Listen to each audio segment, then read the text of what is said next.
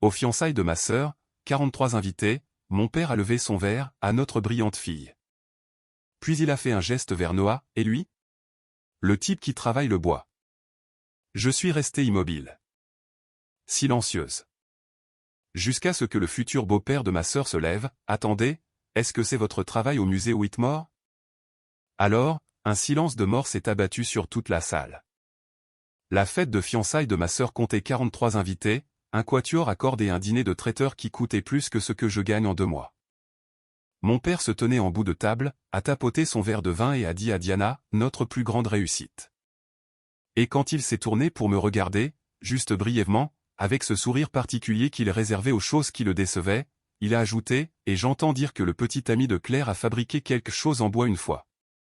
Bien pour lui. La table a ri. Pas tous, peut-être 6 ou 7 personnes. Mais cela a résonné. Je n'ai pas bougé. J'ai gardé mes mains jointes sur mes genoux, mon visage impassible, tandis que 43 personnes me regardaient comme on regarde quelque chose pour lequel on éprouve un peu de pitié. La main de Noah a trouvé la mienne sous la table. Il ne l'a pas serrée.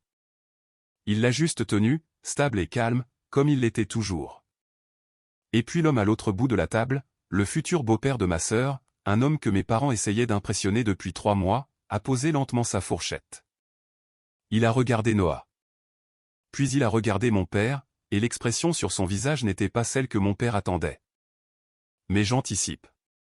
Laissez-moi vous ramener là où tout a vraiment commencé. Ma famille a une seule unité de mesure, et tout est comparé à elle.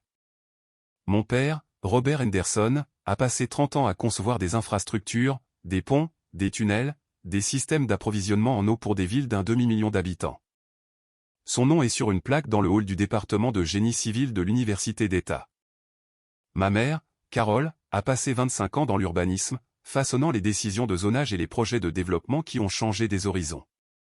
Elle a des mentions encadrées sur le mur de son bureau qui remontent à 1999. Ma sœur aînée, Diana, a obtenu un diplôme en informatique de Carnegie Mellon, a décroché un emploi dans une entreprise technologique à Seattle, gagnant plus d'argent à 26 ans que mes parents réunis à 40 ans, et est devenue, selon les mots de mon père, la preuve qu'ils avaient fait quelque chose de bien. Je suis devenu professeur de sciences au collège dans un district scolaire public à 20 minutes de là où nous avons grandi. Je veux être clair sur ce que cela signifie. J'enseigne à des élèves de 7e année comment fonctionnent les écosystèmes, comment les cellules se divisent, pourquoi le ciel est bleu, comment l'électricité se déplace dans un circuit. Je vois des jeunes de 12 ans arriver sceptiques et repartir curieux. Je rédige des demandes de subventions pour du matériel de laboratoire que mon école ne peut pas se permettre. Je reste jusqu'à 18 h la plupart des soirs, non pas parce que je le dois, mais parce que certains de mes élèves n'ont personne qui les attend à la maison, et une salle de classe avec un enseignant est préférable à un appartement vide. Je gagne 54 000 € par an. Je conduis une Honda de 7 ans qui a besoin d'un nouveau silencieux. Mon père appelle ça une phase. Il ne le dit jamais directement. Il dit des choses comme « l'enseignement est une profession si généreuse ». Avec un ton qui fait de généreux un synonyme poli de stupide. Il dit « tu as toujours été si patiente avec les enfants ». De la même manière que quelqu'un pourrait dire « tu as toujours été si à l'aise avec l'inconfort ». Il dit « as-tu pensé à reprendre tes études pour une maîtrise en ingénierie? Quelque chose de technique ?» Et quand je dis que j'ai une maîtrise en éducation, en conception de programme, en sciences de la façon dont les gens apprennent réellement, il hoche la tête d'une manière qui signifie qu'il m'a entendu et qu'il a classé l'information quelque part où il ne la regardera plus jamais. Le moment le plus clair est survenu il y a 3 ans. 2 de mes élèves avaient été acceptés dans un programme d'été STEAM dans une université à 40 miles de là. Des enfants d'une école de quartier défavorisé, les premiers de leur famille à même savoir que ce genre d'opportunité existait. Le coordinateur du programme a envoyé une lettre à la maison et m'a mise en copie. Une des filles, une jeune de 13 ans nommée Priya, m'a apporté un dessin qu'elle avait fait de notre salle de classe parce qu'elle voulait que j'aie quelque chose pour me souvenir de l'année. J'ai pleuré dans ma voiture après. Le bon genre de larmes, celles qui viennent quand quelque chose que vous espériez se produit réellement. J'ai appelé ma mère ce soir-là, je lui ai parlé de Priya, des 2 élèves, de ce que cela signifiait. Elle a dit, c'est gentil, Claire. Écoute, ton père et moi pensons aller voir Diana à Seattle le mois prochain. Veux-tu qu'on s'arrête en chemin? C'était tout. C'était toute la conversation. J'ai appris à ne plus appeler pour donner des nouvelles. Cela ne valait pas la douleur particulière du silence à l'autre bout du fil. J'ai rencontré Noah à une foire artisanale un samedi d'octobre, il y a 2 ans et demi. J'y étais allé pour les beignets au cidre de pomme. Je suis honnête sur mes priorités. Et j'ai fini par rester devant un stand au bout de l'allée pendant 40 minutes. Il fabriquait des meubles. Pas le genre que l'on trouve dans un catalogue. Pas le genre assemblé à partir de cartons plats avec des clés Allen. Le genre qui prend des mois. Une table de salle à manger avec un plateau en noyer à bord brut. Des pieds sculptés pour ressembler à des racines s'étendant dans le sol. Un fauteuil à bascule en chaîne de récupération. Le grain du bois formait un motif qui semblait intentionnel d'une manière que la nature est rarement. Un coffre à jouets pour enfants avec des assemblages en queue d'aronde coupée à la main et une scène de forêt peinte sur le couvercle. Vous avez fait ça vous-même? Ai-je demandé. C'était une question stupide. Le panneau disait Shaw Woodcraft. Il se tenait derrière le stand. Principalement, a-t-il dit. Une partie. J'ai eu l'aide des gars de l'atelier. Combien de temps prend quelque chose comme ça? Ai-je demandé en montrant la table. Celle-ci, environ 4 mois. Il a penché la tête. Vous êtes enseignante. Je l'ai regardé. Comment le saviez-vous? Vous avez demandé comment c'était fait avant de demander combien ça coûtait. Il a souri. Les enseignants font ça. Tous les autres font l'inverse. Nous avons parlé pendant 40 minutes de la physique du grain du bois, de la raison pour laquelle certains assemblages tiennent mieux que d'autres et de savoir si la menuiserie est plus proche des mathématiques ou de l'art. Il m'a donné une carte de visite quand je me suis enfin décidé à partir. Il y avait son nom et un numéro de téléphone, rien d'autre. Pas de site web, pas de pseudo de réseau social. J'ai trouvé ça inhabituel. J'y ai pensé pendant 3 jours avant de lui envoyer un texto. Notre premier rendez-vous était dans un dîner. Il a commandé un café noir et une part de tarte et m'a parlé de l'atelier, 1200 pieds carrés, dans un bâtiment industriel en périphérie de la ville.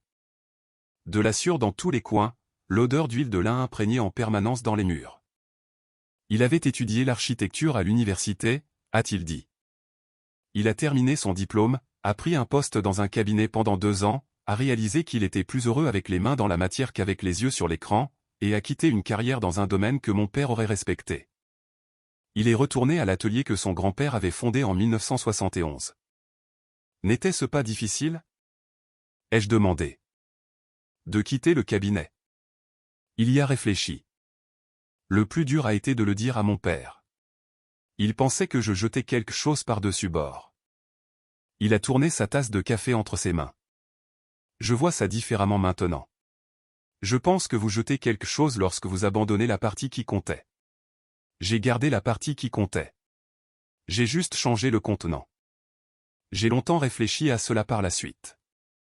Après 2 ans, je savais quelque chose sur Noah qui ne correspondait pas tout à fait à l'image que ma famille s'était faite de lui sans jamais rien demander. J'avais vu des factures sur son établi une fois, je ne fouinais pas. Elles étaient juste là, et les chiffres n'étaient pas petits. Je savais qu'il avait des apprentis, 4 d'entre eux, des jeunes hommes d'un programme qu'il dirigeait avec l'école professionnelle du comté. Je savais qu'il parcourait parfois 4 heures de route pour consulter sur un projet et revenait sans expliquer de quoi il s'agissait. Je savais qu'il avait une étagère de livres dans son appartement qui allait de Wendell Berry au manuel d'ingénierie structurelle et qu'il les lisait avec la même concentration que la plupart des gens réservent aux choses pour lesquelles ils sont payés à comprendre. Je savais aussi qu'il ne parlait de rien de tout cela. Pas avec ma famille. Ma famille, de son côté, ne posait pas de questions. Ma mère au téléphone en janvier, tu vois toujours le menuisier? Son nom est Noah. Oui. Est-ce que je veux dire, est-il stable? Financièrement? Il va bien, maman. Parce que ton père et moi nous demandons parfois s'il va bien. Elle est passée à la promotion de Diana et je l'ai laissé faire. Mon père était plus direct. À Noël, quand Noah est venu à la maison pour la première fois, mon père lui a serré la main, a regardé son camion dans l'allée, un camion de travail, pratique, pas neuf, et a dit, « Alors, vous fabriquez des meubles. » Entre autres choses, a dit Noah. Et mon père a fait une pause. Viable comme gagne-pain? Ça l'est pour moi, a dit Noah. Mon père a hoché la tête comme il le fait quand il a pris une décision. Eh bien, c'est bien. Il l'a dit comme on dirait, eh bien, c'est déjà ça. Il est retourné à la cuisine, et ce fut la fin de son intérêt pour Noah pour le reste de la soirée. Ils n'ont jamais demandé où il avait fait ses études. Jamais demandé ce qu'il avait construit, ce qui lui tenait à cœur, si son travail avait un sens pour lui ou pour quelqu'un d'autre. Ils ont vu un camion avec de la sueur dans la benne et ont tiré leurs conclusions. Pas assez bien, pas ce qu'ils avaient imaginé pour leur fille cadette, celle qui avait déjà fait le mauvais choix une fois en choisissant une salle de classe plutôt qu'une entreprise. Alors, quand l'invitation à la fête de fiançailles de Diana est arrivée, du papier cartonné crème épais, des lettres dorées en relief, un lieu en périphérie de la ville avec un jardin privé, je connaissais déjà la tournure de la soirée avant qu'elle n'ait lieu. Le fiancé de Diana, Marcus, était tout ce que mes parents auraient pu concevoir. 32 ans, ingénieur en structure dans un cabinet avec des bureaux dans 4 villes, grand, prudent avec ses mots, issu d'une famille que mon père avait décrite comme accomplie sur un ton habituellement réservé aux choses qu'il admirait sincèrement. Son père, Théodore, était un architecte, des projets reconnus nationalement qui avaient fait l'objet d'articles dans le genre de publications que mon père gardait sur l'étagère de son bureau. Mes parents n'avaient rencontré Théodore et sa femme qu'une seule fois avant la fête, et j'avais entendu ma mère au téléphone dire après qu'elle était impressionnée. Impressionné n'était pas un mot qu'elle utilisait à la légère. J'ai découvert le plan de table 3 semaines avant la fête, non pas parce que quelqu'un me l'a dit, mais parce que j'ai surpris une conversation. J'étais passé chez mes parents pour récupérer un pull que j'avais laissé à Thanksgiving. Ma mère était dans la cuisine. La porte était ouverte. J'ai entendu sa voix, sèche, organisationnelle, la voix qu'elle utilisait pour gérer la logistique, dire « Oui, Claire Patterson est son invitée. » C'est ça. Vers l'arrière, loin de la table principale. Et pour la partie des toasts, nous nous concentrons sur Diana et Marcus. Inutile de compliquer les choses avec l'autre côté. Une pause. Merci. Oui, c'est juste pratique. Je suis resté dans le couloir, la main sur le mur. Juste pratique. J'ai pris le pull. J'ai dit au revoir. Je suis rentré chez moi en voiture et je suis resté assise dans ma voiture sur le parking de mon appartement pendant 20 minutes avant d'entrer. Je n'ai rien dit à Noah ce soir-là quand il a appelé. Il a demandé comment j'allais. J'ai dit fatigué. Il a dit qu'il apporterait du café le matin. Il l'a fait. Je lui ai tout raconté le lendemain. Le plan de table, l'appel téléphonique, le mot pratique d'utiliser pour décrire le retrait de sa présence de la partie importante de la soirée. Il a écouté, les 2 mains autour de sa tasse. On peut ne pas y aller, a-t-il dit. Je sais. Je le pense vraiment. Sans jugement. Je sais que tu le penses. Je l'ai regardé. Mais ça fait 6 ans que je me fais toute petite pour eux. J'en ai fini avec ça. Je veux y aller. Je veux m'asseoir à l'arrière, manger la nourriture et les laisser faire ce qu'ils ont à faire. Et ensuite, je veux rentrer chez moi en sachant que je n'ai pas disparu. Noah est resté silencieux un moment. Puis il a dit, d'accord, nous irons. Le lieu était une ferme rénovée sur 12 acres. Des guirlandes lumineuses dans le jardin. Des tables rondes avec des arrangements floraux qui coûtaient plus que mon paiement mensuel de voiture. 43 invités. Diana dans une robe verte qui lui donnait l'air de quelqu'un qui n'avait jamais douté d'elle-même un seul jour. Marcus à ses côtés, stable et gentil. Ses parents, Théodore et Margaret, à la table principale avec mes parents, Diana et Marcus, et 2 associés principaux de l'ancien cabinet de mon père.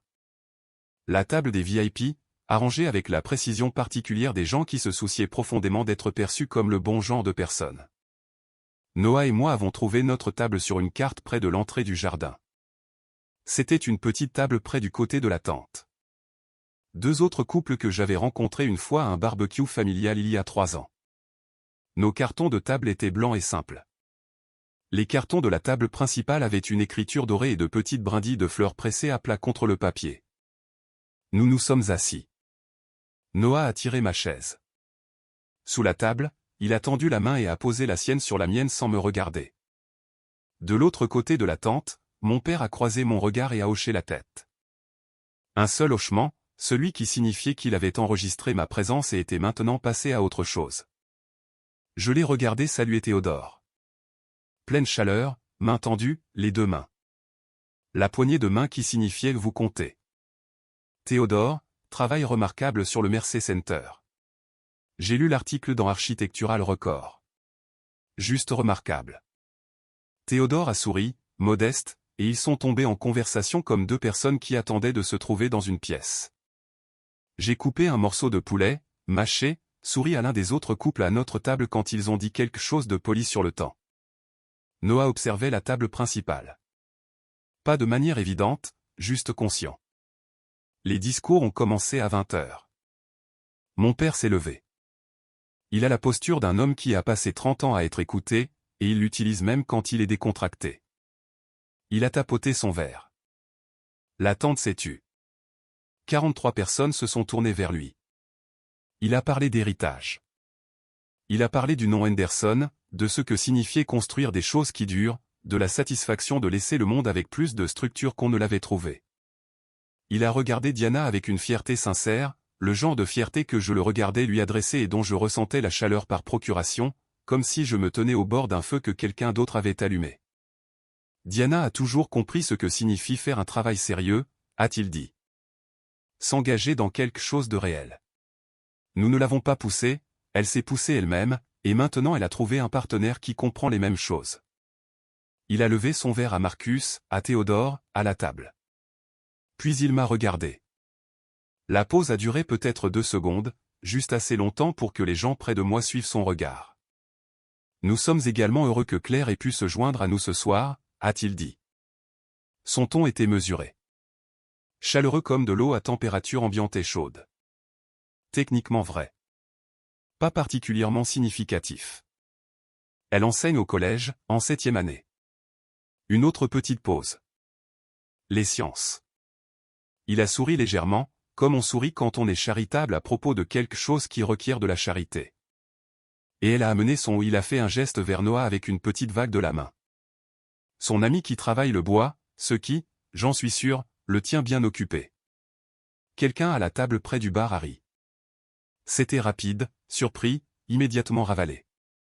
J'ai senti la chaleur sur mon visage, je l'ai gardé impassible. Mon père s'est retourné vers Diana et a levé son verre plus haut. À notre fille, celle qui a compris ce que signifie construire quelque chose qui vaut la peine d'être gardé. À Diana. 43 verres se sont levés. 43 personnes ont bu. Noah a posé son verre sans le lever. J'ai regardé mon assiette. J'ai pris ma fourchette. Je n'allais pas lui donner la satisfaction de me voir réagir. Pas dans cette tente. Pas devant ces témoins soigneusement sélectionnés. Pas avec les partenaires de son cabinet d'avocats et Théodore et tous les autres qui regardaient pour voir ce que l'autre fille ferait quand on lui rappellerait sa place. Mais alors Noah s'est levé. Pas de façon dramatique. Il s'est juste levé, a repoussé sa chaise et s'est mis debout. Comme on se lève quand on a décidé quelque chose. La table près de nous s'est tue la première, puis celle d'à côté. Un silence qui s'est répandu jusqu'à ce que toute la tente regarde l'homme à la petite table près de l'entrée latérale, celui avec le carton de table simple, celui que mon père venait de décrire comme la personne qui travaille le bois. Mon père a froncé les sourcils. Y a-t-il quelque chose? Je veux dire quelque chose, a dit Noah. Sa voix était calme et égale, pas forte. Il n'avait pas besoin de crier. Avant que la soirée ne continue, je veux dire quelque chose à Claire. Mon cœur battait de façon irrégulière. J'ai levé les yeux vers lui. Il n'a pas regardé mon père. Il m'a regardé. Il y a 6 mois, a-t-il dit, la mère d'un de tes élèves m'a envoyé une lettre. Je ne l'avais jamais rencontrée. Elle a trouvé mes coordonnées par ton école. Elle a dit que son fils avait échoué à tous ses cours de sciences depuis la 4e année. Qu'il avait décidé qu'il était stupide et que l'école était quelque chose qui arrivait aux autres enfants. Elle a dit que dans ta classe, pour la première fois, il était rentré à la maison excité. Qu'il avait construit un modèle de membrane cellulaire avec des matériaux ménagers et le lui avait expliqué à la table de la cuisine pendant 20 minutes, qu'il avait demandé un livre sur la biologie pour son anniversaire. Noah a fait une pause. Elle a dit qu'elle ne savait pas comment te remercier, alors elle écrivait à tous les endroits auxquels elle pouvait penser. Il m'a regardé fixement. J'ai gardé la lettre. Elle est dans le tiroir de mon bureau parce que je voulais me souvenir de ce à quoi ressemble quelqu'un qui fait un travail qui compte. La tente était complètement silencieuse. Je sentais mes yeux me brûler. J'ai pressé le dos de ma main contre ma bouche pendant une seconde. Puis je l'ai baissé. Je n'ai pas fini, a dit Noah, toujours calme, toujours en me regardant. J'aurais dû dire ça il y a longtemps, devant des gens qui avaient besoin de l'entendre. Ce que tu fais n'est pas un lot de consolation. Ce n'est pas un contentement personnel. Ce n'est pas une version inférieure d'une vraie carrière. Tu construis des choses chez les gens qui durent plus longtemps que n'importe quel pont ou bâtiment. Il m'a regardé. Je n'ai pas honte d'être dans cette pièce avec toi. Je n'ai pas honte de cette table. Je suis juste heureux que tu sois là. Il s'est rassis. Le silence a duré encore 3 secondes. Et puis Théodore, le père de Marcus, l'architecte, l'homme que mon père avait si soigneusement impressionné toute la soirée, s'est raclé la gorge et s'est levé. Pas complètement. Il s'est à moitié levé, comme le font les gens quand ils ont quelque chose à dire mais ne sont pas sûrs de devoir occuper toute la pièce. Pardonnez-moi, a dit Théodore. Il regardait Noah. Son expression n'était pas celle d'un homme qui avait entendu un discours touchant. C'était l'expression d'un homme qui résolvait un problème qu'il ne s'attendait pas à rencontrer. Je suis désolé. Il s'est arrêté, a recommencé. Noah-chan ? Noah l'a regardé fixement. Oui, monsieur. Théodore a posé son verre très lentement. Le Noah-chan qui a conçu les salles de lecture communautaires pour l'initiative des bibliothèques rurales ? Une pause. Entre autres choses, a dit Noah. Théodore s'est rassis. Il s'est tourné vers mon père avec une expression que je ne peux décrire que comme déconcertée. Robert, a-t-il dit. Savez-vous qui est cet homme ? Mon père a cligné des yeux. Il est le de Claire.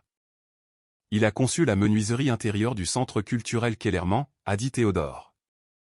Sa voix avait changé. Elle était plus basse, plus délibérée. Le projet qui a remporté le prix national de l'artisanat en 2021. Celui qui est dans toutes les grandes publications d'architecture depuis 2 ans. Il a fait une pause. J'ai fait référence à ce projet dans des présentations. J'ai utilisé des photographies de ces assemblages dans des conférences sur l'intégrité des matériaux. La main de ma mère est allée à sa gorge. Il y a 3 de ces pièces dans la collection permanente du musée Whitmore, a poursuivi Théodore. Je le sais parce que j'étais dans le comité d'acquisition quand ils les ont achetés. Il a regardé mon père. Robert, vous l'avez présenté comme la personne qui travaille le bois. Mon père a ouvert la bouche. L'a refermée. Théodore s'est tourné directement vers Noah. Le programme d'atelier communautaire Chan, celui avec le partenariat professionnel ? J'essaie depuis 2 ans de savoir qui le dirige. Quelqu'un m'a dit que c'était privé, que la personne derrière ne voulait pas d'attention institutionnelle. Il a fait une pause. Est-ce vous ? Noah est resté silencieux un moment. Je l'ai commencé en 2019, a-t-il dit. Il ne s'agit pas d'attention. Il s'agit de donner aux jeunes une compétence qu'ils peuvent posséder, quelque chose qui ne peut pas être externalisé ou rendu obsolète par une mise à jour. Théodore a hoché lentement la tête. Puis il a de nouveau regardé mon père, et le regard n'était pas chaleureux. Robert, a-t-il dit avec précaution. Vous avez présenté votre fille et son partenaire toute la soirée comme des pensées après coup. Je veux être honnête avec vous, car je pense que l'avenir de Marcus et Diana dépend de l'honnêteté entre nos familles. Il a joint ses mains sur la table. J'ai rencontré 2 personnes ce soir qui font un travail authentique et durable. L'une enseigne aux enfants à aimer les sciences dans une école publique. L'autre a construit des choses que j'ai passé ma carrière à aspirer à comprendre. Il a fait une pause. Je ne suis pas sûr de ce que vous avez célébré. L'attente était en apnée. Mon père m'a regardé. Le regard était différent de tout ce que j'avais vu sur lui en 6 ans. Pas chaleureux, pas encore, mais dépouillé de la confiance particulière qui avait toujours été là auparavant. Il avait l'air pour la première fois d'un homme qui n'était pas certain d'être la personne la plus intelligente de la pièce. Je l'ai regardé en retour. Je n'ai pas détourné le regard. Ma mère a parlé la première. Sa voix était faible d'une manière que je ne l'avais jamais entendue. Claire, je t'ai entendu au téléphone, ai-je dit. Il y a 3 semaines à la maison. Je n'étais pas en colère. La colère était là depuis des années, mais à ce moment-là, je me sentais juste lucide. Tu as dit aux responsables du lieu de nous mettre à l'arrière, loin des gens importants, parce que nous compliquerions le récit. J'ai laissé cela en suspens un moment. Je suis ta fille. C'est l'homme que j'aime. Et pendant 6 ans, vous avez traité ces deux faits comme des inconvénients. Ma mère a pressé ses doigts sur ses lèvres. Je ne vais pas faire ça ici, ai-je dit. Pas au milieu de la fête de Diana. Mais j'ai besoin que vous compreniez quelque chose. J'ai regardé mon père, puis ma mère, puis de nouveau. Je ne suis pas une phase. Mon travail n'est pas un passe-temps. Et j'en ai fini de prétendre que je ne remarque pas quand vous me faites disparaître. Je me suis levé. Mes jambes tremblaient, mais je me suis levé. Si vous voulez parler, si vous voulez vraiment savoir qui je suis, ce que je fais et pourquoi c'est important, appelez-moi. Je répondrai. Mais je ne continuerai pas à me présenter à des événements où je suis assise près de la sortie et présentée comme une pensée après coup. Je mérite mieux que ça. J'ai regardé Diana. Elle pleurait silencieusement, comme elle pleurait quand elle essayait de ne pas le faire. Marcus avait la main sur son dos. Félicitations, ai-je dit. Et je le pensais. Je t'aime. Je suis heureuse que tu l'aies trouvé. Puis j'ai pris mon sac, et Noah et moi sommes sortis. Nous sommes restés assis dans son camion pendant un long moment sans rien dire. Les guirlandes lumineuses du jardin étaient visibles à travers le pare-brise, le bruit doux de la fête qui reprenait derrière nous. « Ça va » a-t-il finalement demandé. Je crois que oui. J'ai regardé droit devant. Tu aurais dû me parler du musée, des prix, de tout ça. Tu n'as pas demandé. Ce n'est pas je me suis arrêté, j'y ai réfléchi. Non, tu as raison. Je n'ai pas demandé. Mais aussi, en 2 ans et demi je sais, a-t-il dit. Je ne voulais pas que ça change la façon dont tu me regardais. Il s'est tourné vers moi. J'ai aimé que tu demandes de quoi la table était faite avant de demander ce qu'elle coûtait. Je ne voulais pas te donner une raison de poser l'autre question en premier. Je l'ai regardé pendant un long moment. Ça n'aurait rien changé. Je le sais maintenant. J'ai appuyé ma tête contre le siège. Je suis fatigué. Je sais. Je suis fatigué depuis longtemps. Il a démarré le camion. Nous sommes rentrés à la maison. Diana a appelé 4 jours plus tard. Elle avait l'air de ne pas avoir dormi. Théodore a retiré son soutien, a-t-elle dit sans préambule. Pour le partenariat du cabinet dont Marcus était censé faire partie. Il a dit qu'il avait besoin de temps pour évaluer si les familles impliquées avaient le jugement qu'il exige pour une relation professionnelle. Elle a fait une pause. Papa est-il n'est pas bien. Je n'ai rien dit. 2 de ses clients consultants ont contacté le cabinet de Marcus. Ils ont dit qu'ils avaient entendu quelque chose à propos de la fête et qu'ils voulaient en savoir plus sur la réputation professionnelle de Robert Henderson avant de poursuivre leur contrat. Une autre pause. L'un d'eux s'est retiré. Diana, je ne te dis pas ça pour que tu te sentes mal. Je te le dis parce que tu mérites de savoir ce qui s'est passé. Parce que c'est arrivé parce que les gens ont vu ce que papa a fait et ils ont porté un jugement. Elle a pris une profonde inspiration. Théodore l'a dit directement à papa. Il a dit, un homme qui traite sa propre fille comme papa t'a traité à cette fête n'est pas un homme en qui il a confiance pour construire des choses de manière responsable. Il a dit, le caractère se révèle dans les petites pièces et les petits moments. Pas seulement dans les grands projets. J'ai fermé les yeux. Claire, je suis désolé, a-t-elle arrêté. Je suis désolé depuis des années. Je n'arrêtais pas de penser que si je restais dans leur bonne grâce assez longtemps, je pourrais te faire une place d'une manière ou d'une autre. Je pensais que ça aidait. Sa voix s'est légèrement brisée. Ce n'était pas le cas. C'était de la lâcheté. Je me protégeais et j'appelais ça de la stratégie. Je sais, ai-je dit. Puis-je venir te voir? Elle est venue un mercredi.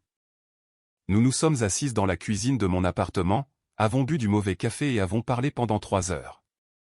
Le vrai genre de conversation, celui que nous n'avions pas eu depuis que nous étions adolescentes, partageant une chambre, et que les murs étaient fins, et que l'honnêteté était moins chère que de faire semblant.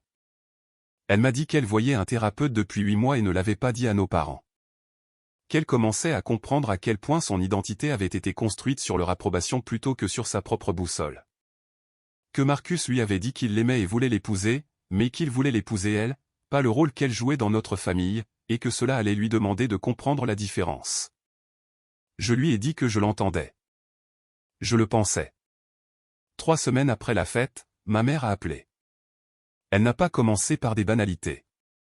Ton père et moi avons parlé, a-t-elle dit. Tous les soirs depuis la fête. Vraiment parler. Le genre de conversation que nous aurions dû avoir il y a des années. Une pause. Nous ne savions pas qui était Noah. Et je comprends que ce n'est pas la question. Je sais que tu me diras que ce n'est pas la question. Mais je veux que tu saches que même en mettant cela de côté, nous avons vu la façon dont il te regardait quand il parlait. Nous avons vu ce que tu as fait quand tu t'es levé. Et j'ai regardé ton père et j'ai pensé, nous avons fait ça. Nous l'avons obligé à faire ça devant 43 personnes. Sa voix s'est étranglée. Je ne peux pas l'annuler. Mais je ne veux pas être une personne qui reste la même après avoir vu quelque chose clairement. J'ai écouté. Nous voulons vous inviter, toi et Noah, à dîner, a-t-elle dit. Pas une fête, pas une performance, un dîner. Juste nous 4. Et nous voulons où elle s'est arrêtée. Nous voulons entendre parler de tes élèves. Et nous voulons demander à Noah ce qu'il construit. Vous devrez poser plus d'une question, ai-je dit. Et vous devrez vraiment écouter les réponses. Je sais. Et si à un moment donné, j'ai l'impression que vous faites semblant pour réparer ce que vous avez perdu plutôt que parce que vous voulez vraiment me connaître, je partirai. C'est juste. J'y ai réfléchi. J'ai réfléchi à savoir si des gens qui avaient passé 6 ans à décider qui j'étais méritaient la chance de changer d'avis. J'ai pensé à ce qu'il en coûte de rester fermé. Pas pour eux, pour moi. D'accord, ai-je dit. Vendredi. Noah et moi viendrons. Le dîner n'a pas été facile. Facile aurait été insultant. Mon père a posé des questions sur mes élèves avec l'effort prudent d'une personne apprenant une nouvelle langue, lentement, en faisant des erreurs et en se corrigeant. Il a posé à Noah une question sur le projet de la bibliothèque, puis s'est assis et a vraiment écouté la réponse. La façon dont on écoute quand on a décidé de prendre quelque chose au sérieux au lieu d'attendre son tour pour parler. Ma mère a pleuré 2 fois et n'a pas essayé de s'expliquer les 2 fois, ce qui était plus honnête que tout ce qu'elle avait fait depuis des années. À la fin de la soirée, mon père nous a accompagnés à la porte. Il a regardé Noah un moment, puis il a dit, « Je vous ai jugé sans rien vous demander. » C'était l'île s'est arrêté. J'ai passé ma carrière à dire aux jeunes ingénieurs que la première défaillance d'une structure se situe généralement dans les hypothèses faites avant le début des travaux. J'enseigne cela depuis 30 ans. Il avait l'air presque confus par lui-même. Je ne l'ai pas appliqué à vous. Noah a hoché la tête. J'apprécie que vous le disiez. Mon père m'a regardé. Ses yeux étaient fatigués d'une manière que je n'avais jamais vue auparavant. Une fatigue qui venait de plus profond que le travail ou l'âge. Je suis fier de toi, a-t-il dit. Je veux dire ça avant que tu ne partes. Pas à cause de ce que Théodore a dit. Pas à cause de ce qui s'est passé à la fête. À cause de ce que tu as fait quand tu t'es levé. Il a fait une pause. Ce genre de clarté prend beaucoup de temps à construire. Je l'ai regardé. Oui, ai-je dit. C'est vrai. Je ne suis pas tombé dans ses bras. Je n'ai pas pleuré. Je l'ai juste regardé. Vraiment regardé, cet homme que j'avais voulu impressionner toute ma vie, et j'ai hoché la tête. Nous sommes en thérapie familiale maintenant. Nous 4, une fois par semaine, avec un thérapeute que ma mère a trouvé après avoir fait plus de recherches qu'elle n'en avait jamais faites sur quoi que ce soit me concernant. Certaines séances sont difficiles comme le sont les choses productives. Certaines séances, mon père dit quelque chose qui porte encore les anciennes hypothèses et nous devons tous rester dans l'inconfort de le remarquer et de le nommer. Ma mère a commencé à poser des questions sur mes élèves par leur nom. Le mois dernier, elle a demandé si elle pouvait venir dans ma classe. Elle est venue un mardi. Elle s'est assise au fond et m'a regardé donner un cours sur la tectonique des plaques. À regarder des jeunes de 12 ans débattre de la dérive des continents avec le genre de conviction que seuls les enfants et les scientifiques possèdent. À regarder un garçon au 3e rang lever la main et poser une question si bonne que j'ai dû m'arrêter et lui dire que c'était une question vraiment excellente. En sortant, ma mère s'est tenue un moment dans l'embrasure de ma porte. « Tu es très doué pour ça », a-t-elle dit. Ce n'était pas une excuse. Ce n'était pas un grand geste. C'était juste la vérité, dite simplement, sans note de bas de page sur ce que j'aurais pu être à la place. C'était suffisant pour le moment. Noah et moi sommes toujours ensemble. Il a ouvert un deuxième espace d'atelier, plus grand, avec plus de place pour le programme d'apprentissage qu'il dirige depuis 4 ans. J'ai finalement découvert toute l'étendue de la chose. 11 jeunes hommes sur 3 ans. 8 d'entre eux travaillent maintenant dans des métiers manuels. 2 d'entre eux dirigent leurs propres petites entreprises. Il refuse toujours les interviews. Il conduit toujours le même camion. Il m'apporte toujours du café les matins où il sait que je dois être à l'école tôt. Il me regarde toujours comme si j'étais quelque chose qui valait la peine d'être regardé.